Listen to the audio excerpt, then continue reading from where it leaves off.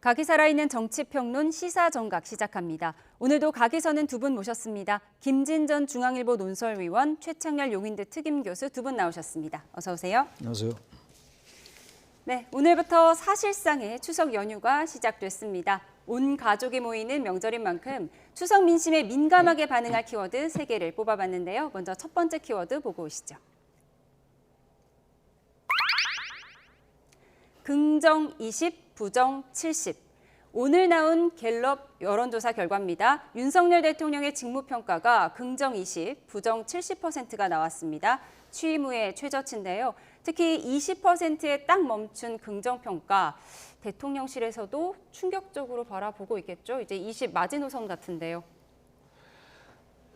충격적이죠. 이명박 대통령 때 취임 3개월 만에 광우병 사태 때문에 이명박 대통령 지지율이 22%까지 내려갔습니다.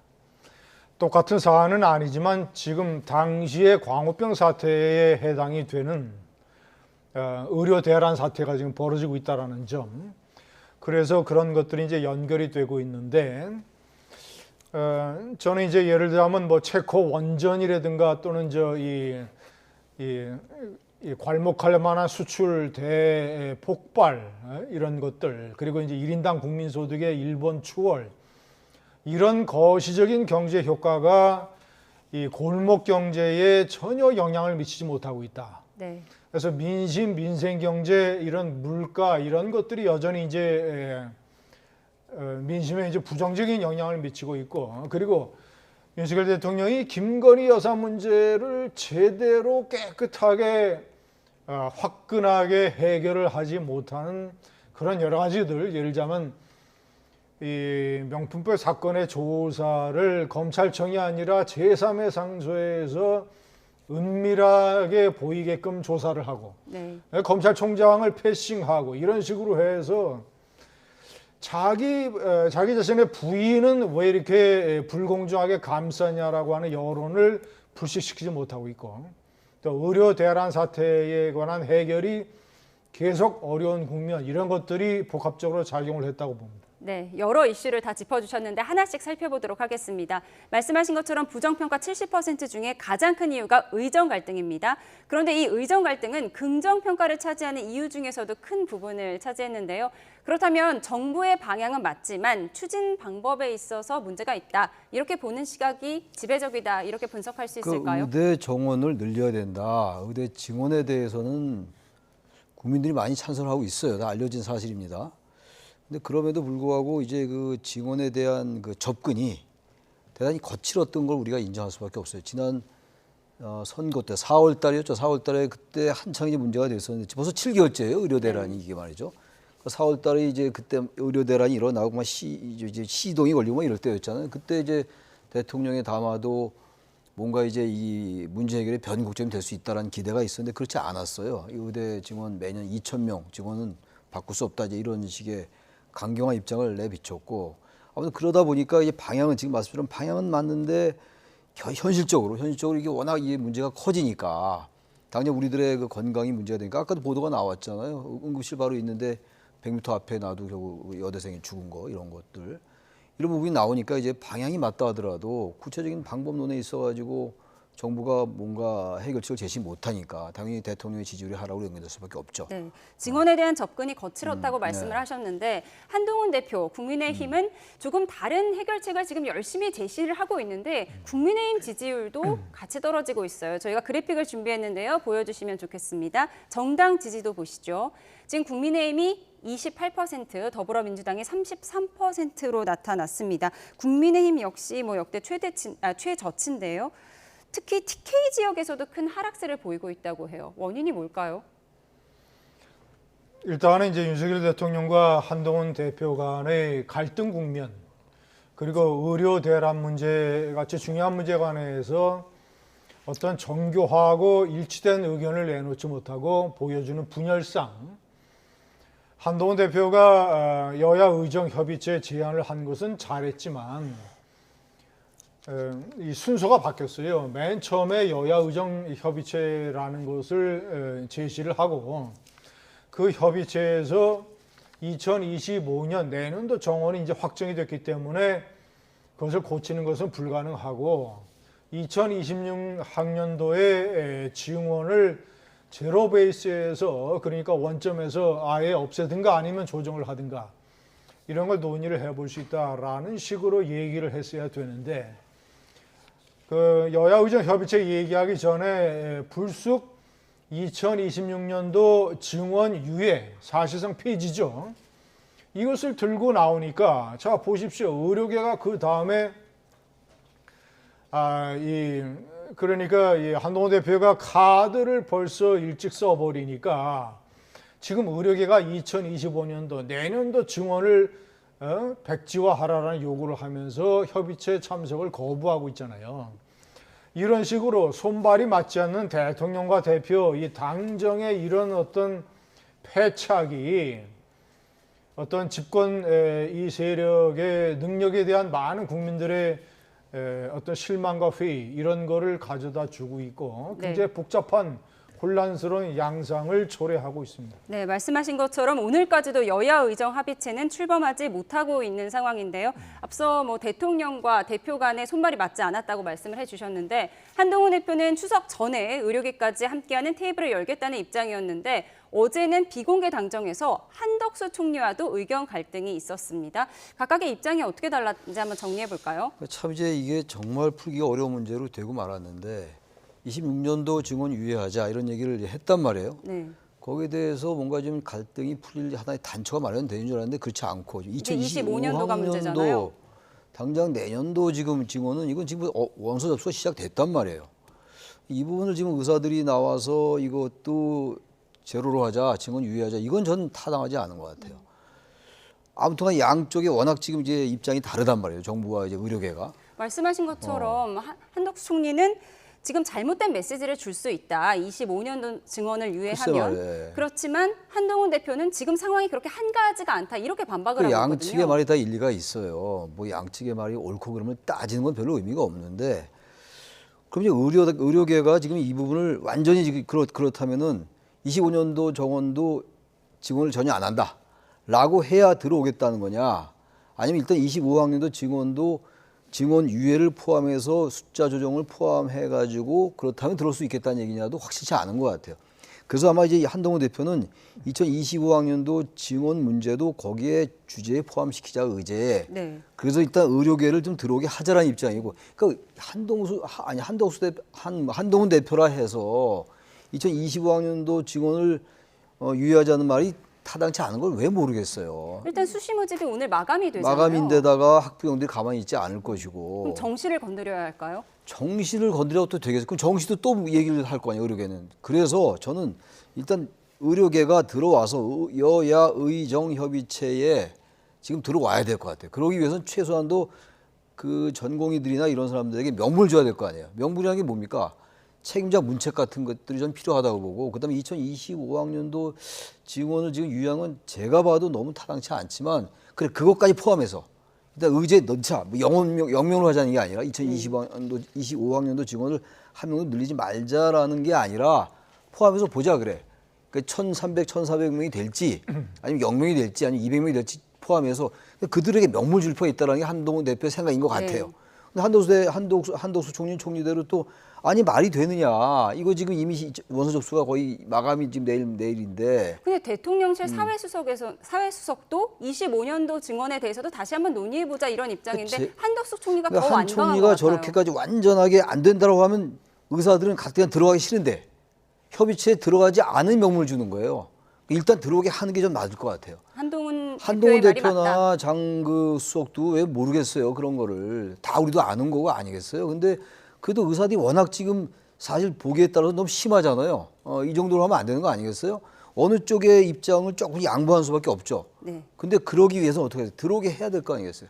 그러면서 한덕수 총리가 이 대목에서 너무 강구하게 하는 건 저는 협의체 출범이 더 걸림돌이 되는 게 아니냐 그런 생각이 들어요. 일단 의사들이 들어오게 해야 한다라고 말씀 주셨는데 한동훈 대표 측에서는 여야 의정 협의체에 의료단체 두 곳이 참여할 가능성이 있다는 말을 하기도 했는데요. 여권 내에서 이렇게 불협화음이 터져나오면서 기존에 참여하겠다 이렇게 밝혔던 단체들도 보류의 입장을 전하기도 했습니다. 관련 내용 듣고 오겠습니다. 근데 그 두 곳이 어제 그러니까 우리도 못하겠습니다 입장을 바꿨다는 거예요? 못하겠다 정도는 아니지만 상황을 좀 더 두고 보겠다라는 유보로. 관망적 태도. 그러니까 그 두 단체라도 들어오면 네. 일단 협상장이 열리면 네. 다른 단체들도 추가로 더 들어와서 시작은 비록 미미했지만 끝은 창대하리라 이런 결론을 낼 수도 있었을 건데 그 단축까지 꿰지 못하는 상황으로 가는 건 굉장히 아쉬운 거죠. 비공식 채널을 통해서 예. 박단 비대위원장과 예. 줄곧 소통해 오고 있고 정말 읍소 수준의 이야기를 전달하고 있는 것으로 알고 있습니다. 그런 측면에서 본다면 뭐 당연히 그 전공의 단체와 또 말씀들을 많이 나누고 계실 겁니다. 네, 의사단체 한두 곳이라도 참여를 하면 시작은 미미했지만 끝은 창대해질 수 있다. 이렇게 정광재 대변인이 밝혔는데 지금 미미한 시작도 하기가 너무 힘든 상황이잖아요. 뭐 한두 군데 전체 의료 관련 단체가 15군데인데 네. 의사협회와 전공의협회 이 협의회라고 하는 핵심 단체 두 곳을 제외하고 나머지 단체에서 뭐 몇 개 단체가 참여한다고 해서 그 협의체가 무슨 의미가 있겠습니까? 그래도 물꼬는 틀 수 있다 이런 입장이잖아요. 그냥 괜히 이제 상황이 어려우니까 말들을 저렇게 하는 것이죠. 그것이 뭐 무슨 의협과 전공의 단체 대표가 참석을 해서 합의를 이루기도 어려운 상황인데 설사 합의가 이루어진다 하더라도 전공의들을 설득하는 것이 상당히 퀘션 마크인데 그러니까 이제 저것은 이제 어떤 이 협의체의 어떤 체면을 놓고 괜히 말이 오가는 것이고 네. 중요한 것은 저는 뭐 이제 일단은 벌써 계속 대통령과 정부가 밀리니까 2025년도 거 완전히 폐지하자라고 하는데 그것은 뭐 이 수시든 정시든 현실적으로 불가능한 겁니다. 그리고 가장 중요하게 국민들께서 눈여겨보셔야 되는 게 이번에 수시 접수의 경쟁률이 최종 경쟁률이 아마 25대 1이나 26대 1 정도가 될 것 같아요. 작년에 30대 1에 거의 비슷한 수준입니다. 의대 정원을 3,000명에서 4,500명으로 늘렸는데도 불구하고 그렇게 높은 경쟁률이 기록이 되는 것은 내가 의대 정원이 이렇게 늘어나는 이런 기회가 있으니까 내가 정말 의사 되고 싶다 말이지 라고 공부해서 신청을 하는 이런 학생들이 미래 의사가 되겠다는 학생들이 저렇게 구름처럼 몰려드는 거 아니에요.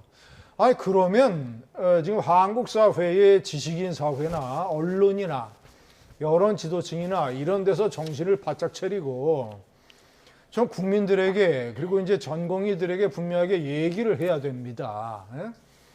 삼성 서울병원과 카톨릭 의료원의 전공의 대표가 뭐 경찰에 출두하면서 막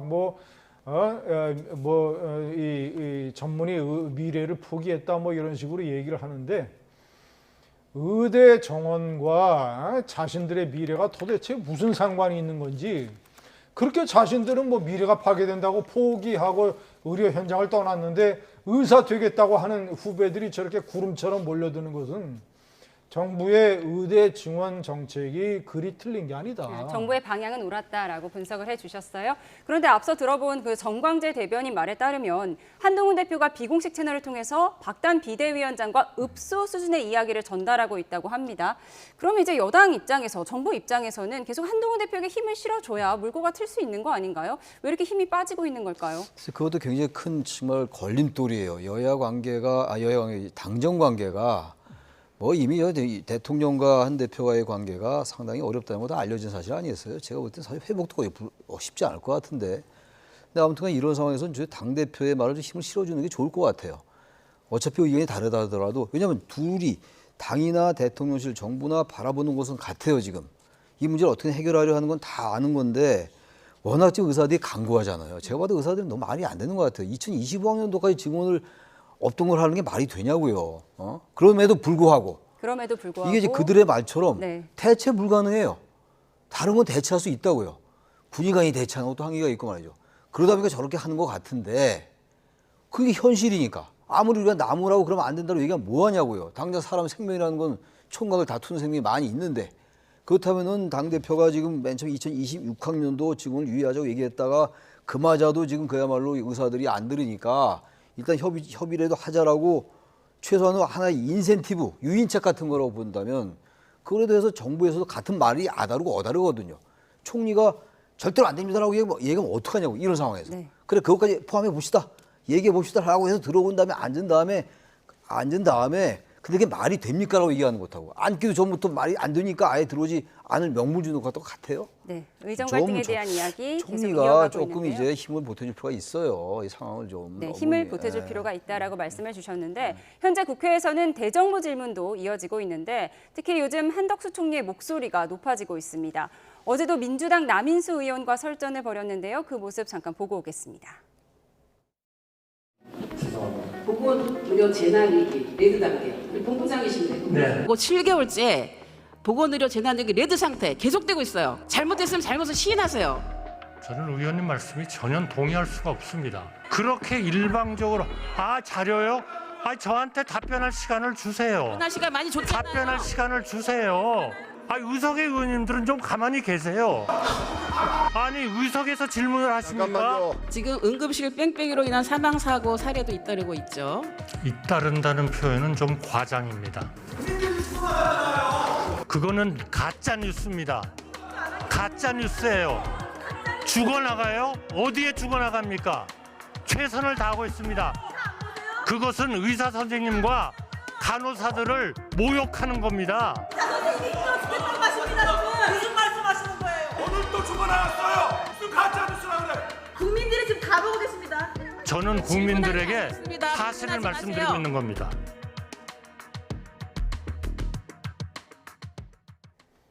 네.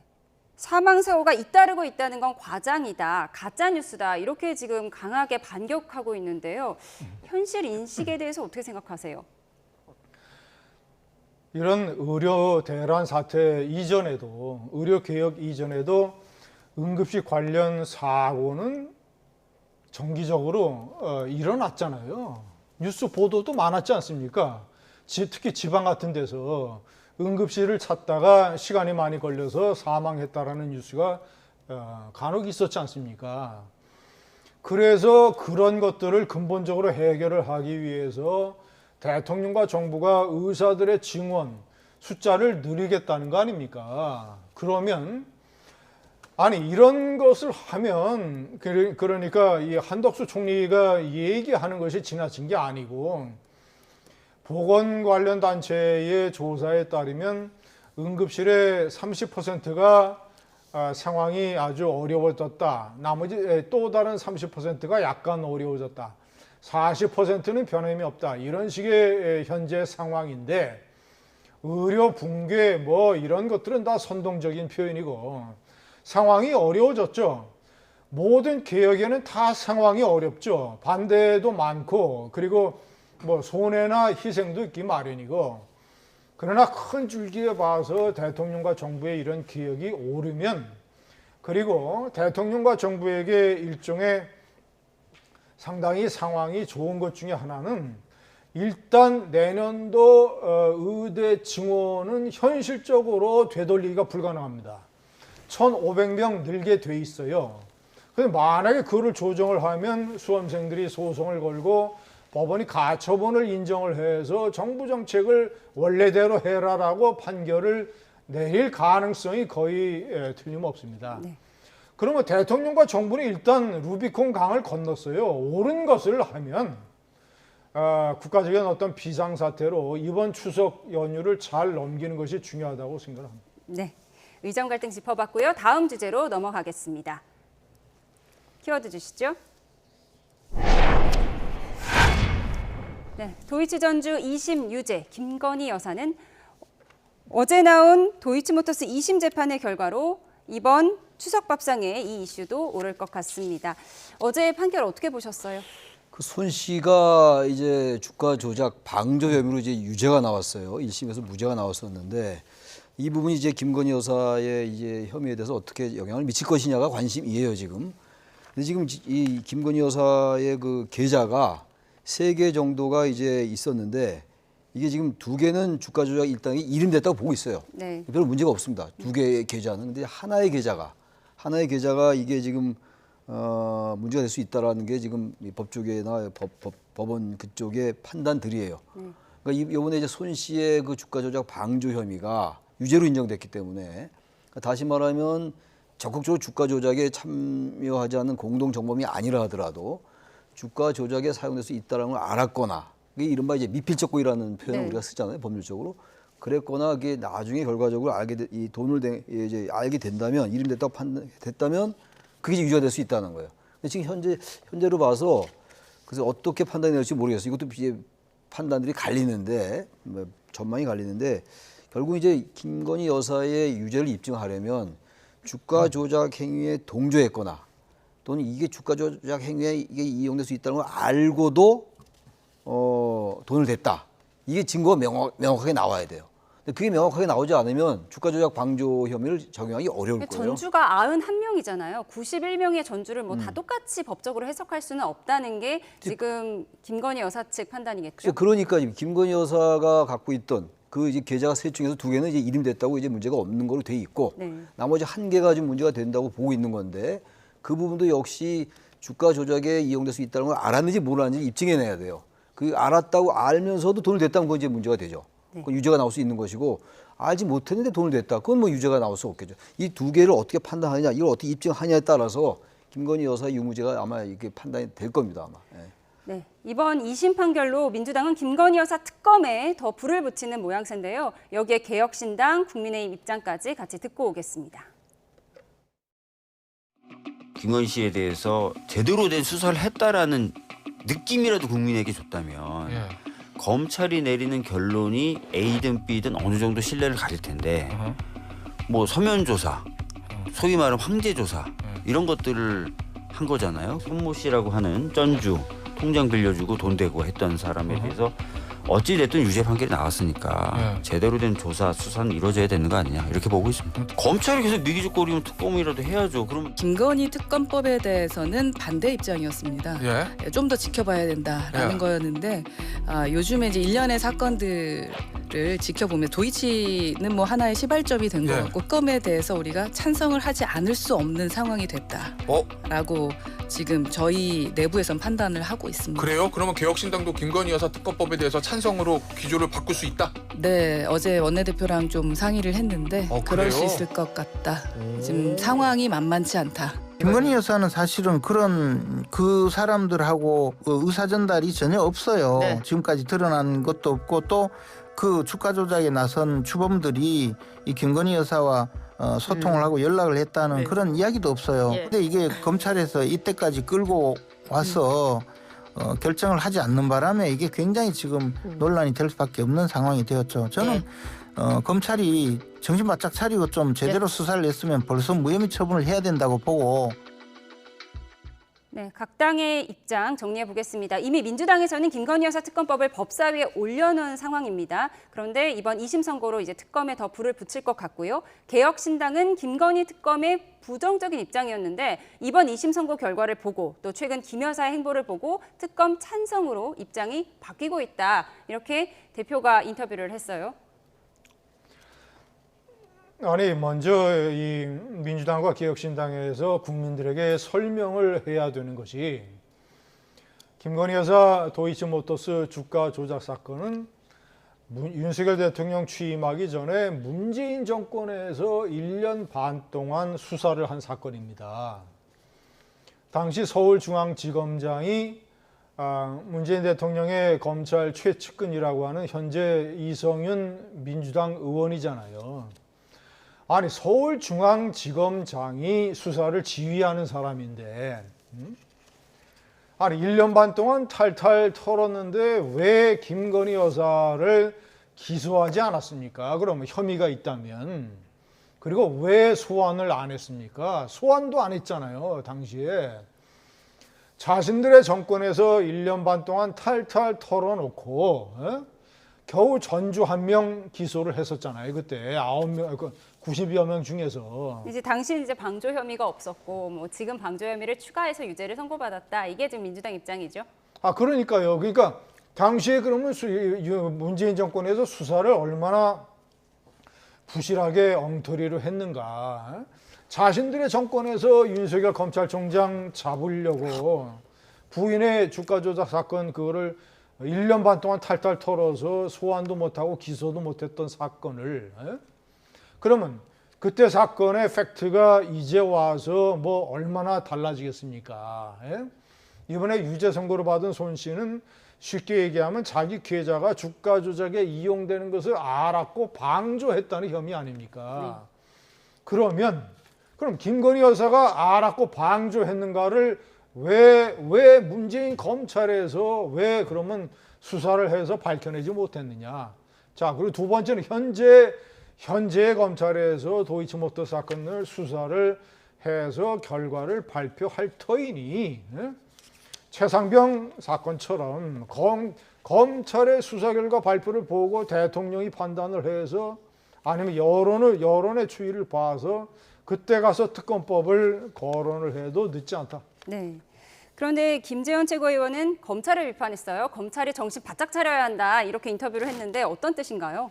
김재현 최고위원이야 뭐 당연히 여권 편 들겠죠. 저는 뭐 그것보다도 문재인 정부 때 검찰이 탈탈 털었는데 이게 혐의가 안 나왔으니까 혐의 없다라는 논리는 그 많은 사람들이 했던 얘기겠지만 대선 때도. 근데 그런 논리는 반대 논리도 가능해요. 현재 윤석열 정권 들어와서 검찰이 왜 진작권을 왜 무혐의를 안 내렸느냐, 뭔가 있으니까 안 내린 거 아니냐라는 논리도 가능하다고요. 그러니까 지금 그런 게 중요한 게 아니고 문재인 정권 때 탈탈 털었는데 안 나왔으니까 문제 없다라는 게 중요한 게 아니라 아무튼간에 제가 아까 말씀드린 것처럼 이 지금 주가 조작에 이용될 수 있다는 걸 알았냐 몰랐냐를 입증해내면 돼요.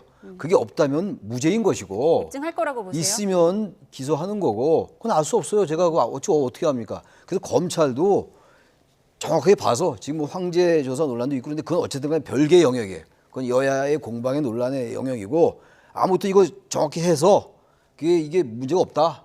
그럼 빨리 불기소 혐의하고 무혐의로 끝내고 문제 있으면 빨리 기소하면 되는 겁니다. 네. 항상 양쪽이 똑같은 얘기들이에요. 이 부분은. 네, 이런 가운데 최저치를 기록한 대통령 지지율의 부정평가 이유 중에 김건희 여사가 포함돼 있잖아요. 그런데 김건희 여사는 지금 광폭 행보를 보이고 있어요. 자살 예방의 날을 기념해서 마포대교에 가서 뭐 돌아보기도 했고요. 또 오늘은 추석 인사 영상이 공개된다고 하는데 김건희 여사의 행보 어떻게 보세요? 자, 이것은 이제 도이치모터스 판결이 이루어지기 전의 일이었습니다. 마포대교에 간거하고 추석 인사하고 명품 가방 수사심의 불기소 권고가 나오자마자 이제 행보를 보였어요. 그렇죠. 그러니까 그 문제는 명품백 가방 문제는 이제 검찰 수사와 수사심의위 결론으로 그것은 일단 이제 마무리된 것이고 그래서 대외 행보를 재개를 했는데. 도이치모터스 사건 판결이라고 하는 새로운 변수가 생겼기 때문에 이제부터는 조금 제가 판단할 때는 좀 자제할 필요가 있을 것 같습니다. 네, 자제할 필요가 있다고 보셨습니다. 저희는 마지막 키워드 보겠습니다. 추석 민심을 제어할 마지막 키워드는 영상으로 준비했습니다.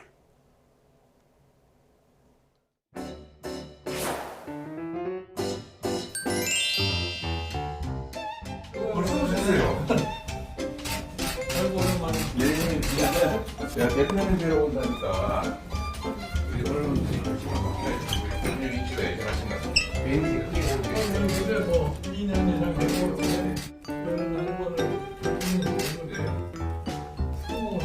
아 그렇습니까? 맞은 모든 걸 뭐 선거권이 한다고 되는 일이 없어요. 술에 맞게 그냥 지나가게 내버려 두는 거지. 너무 오래만에 그래서 근데 얼굴은 좋은 것 같아.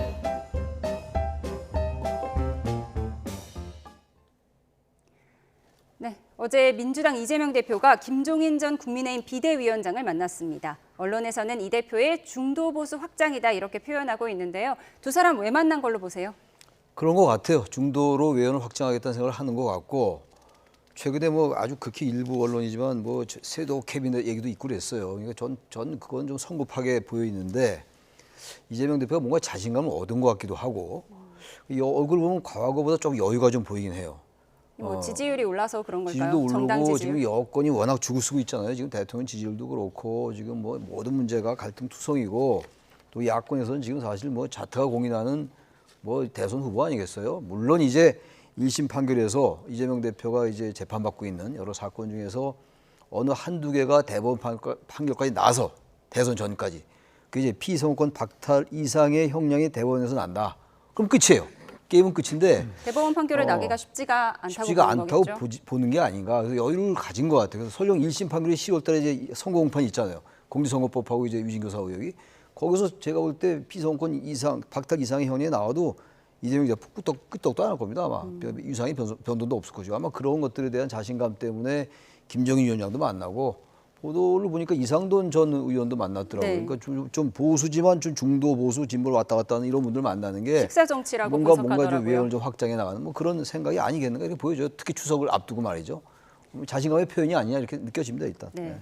김종인 전 위원장 과거 윤 대통령에게 별의 순간을 언급해서 대권 주자로서의 이목을 집중시키기도 했는데요. 뭐 이번에도 그런 의미일까요?